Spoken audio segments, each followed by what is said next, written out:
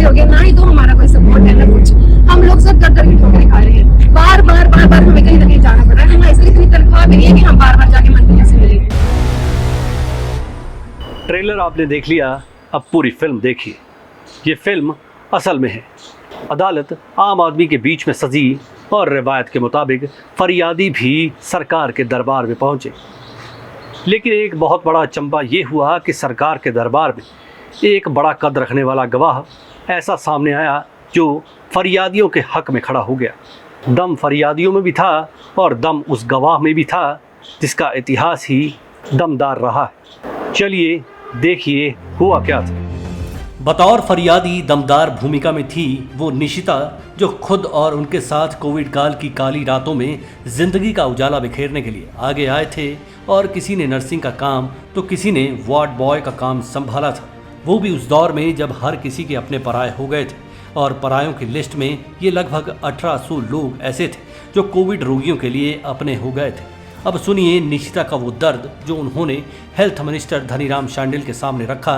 और निशिता के साथ उनकी टीम में शामिल प्रदेश उपाध्यक्ष सुनील के अलावा जिला कांगड़ा की प्रधान मोनिका भी मौजूद थी।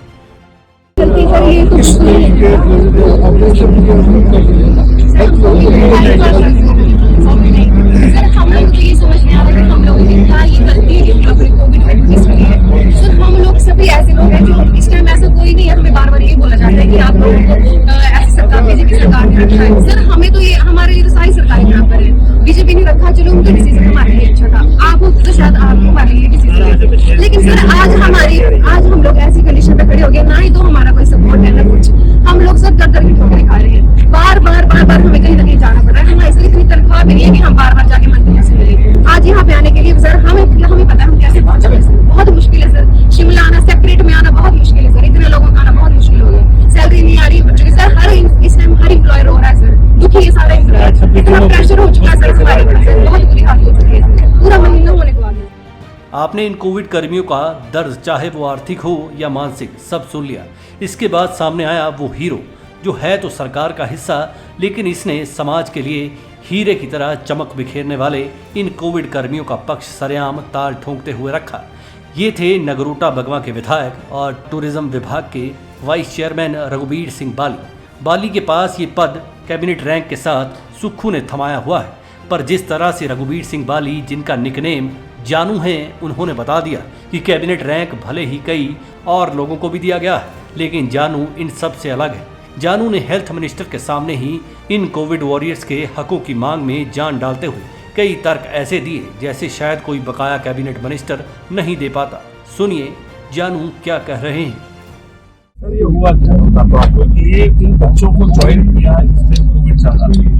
कोविड में फैमिली अभी अपनी फैमिली से निकलती थी, परिवार ने हॉरिबल टाइम जब परिवार रिश्तेदार सब छोड़ गए थे, इन बच्चों ने अपनी सेवा दी और सेवा के चक्कर में इन्होंने नौकरी ज्वाइन की अपनी जिंदगी निछावर करने के लिए। सर कि उस टाइम तो लोगों को लग रहा था कि कोविड मरीज के पास जाएंगे तो आदमी मर जाएगा, पर उस समय भी ये लोग कोविड मरीज के पास सेवा दी। इन्होंने वहाँ पे नर्स का, वार्ड बॉय का काम किया, क्योंकि अस्पताल में अगर ये लोग नहीं होते तो हम लोग तो मरीज को लेके नहीं जा पाते।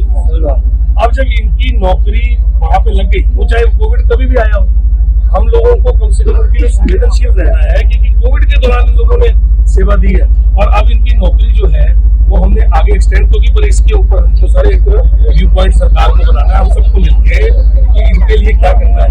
उसके लिए sir they have given sacrificed their life at the time nobody was doing it, and then that is the time they joined their job. अब बाकी सबकी नौकरी लगी हुई है आउटसोर्स वालों की, इन लोगों के खतरे में, क्योंकि इनको in that regime they are around 1800 people, कितने 1800, पर ये तो मोस्ट इम्पोर्टेंट है कोविड के टाइम। ये अब अभी तो 1 महीने की सैलरी डलवा दी। आपने देख ही लिया होगा कि जानू ने सरकार को किस तरह से समाज में जान डालने वाले उन तथ्यों का हवाला दिया जिन तथ्यों में कोविड काल के दौरान अकाल मृत्यु का शिकार होने से कई जानें इन्हीं लोगों ने बचाई थी। जानू जितनी जान इन बेरोजगारों के अरमानों में डाल सकते थे उतनी उन्होंने डाल दी। हालांकि सरेआम सजी इस अदालत में सुख की सरकार भी कटघरे में खड़ी होती नजर आई। सुख की सरकार ने कुछ दिन पहले ये ऐलान किया था कि इन लोगों की नौकरी में 3 महीने की एक्सटेंशन दे दी गई है और इनका बकाया वेतन जारी करने के आदेश भी जारी हो चुके हैं। लेकिन जब वाद विवाद हुआ तो ये चीज़ सामने आ गई कि अधिसूचना जारी होने का कोई आधिकारिक तौर पर सबूत नहीं है। कथित अधिसूचना जारी होने के बाद भी किसी को पुनः ड्यूटी पर ना बुलाया गया ना लगाया गया और लंबित वेतन तो अभी भी सरकारी खजाने में ही लम्बा पड़ा हुआ है। खैर, हम तो यही कहेंगे कि अगर दम है तो कोई भी आवाज़ बुलंद हो सकती है। जूनियर बाली की आवाज़ में भी दम था और निशिता की आवाज़ में भी। दुआ कीजिए मुसीबत के इन साथियों को न्याय मिल जाए और जानू की तरह इनका साथ देने के लिए सरकार भी अपनी जान लगा दे। Manish Kaul, black and white news.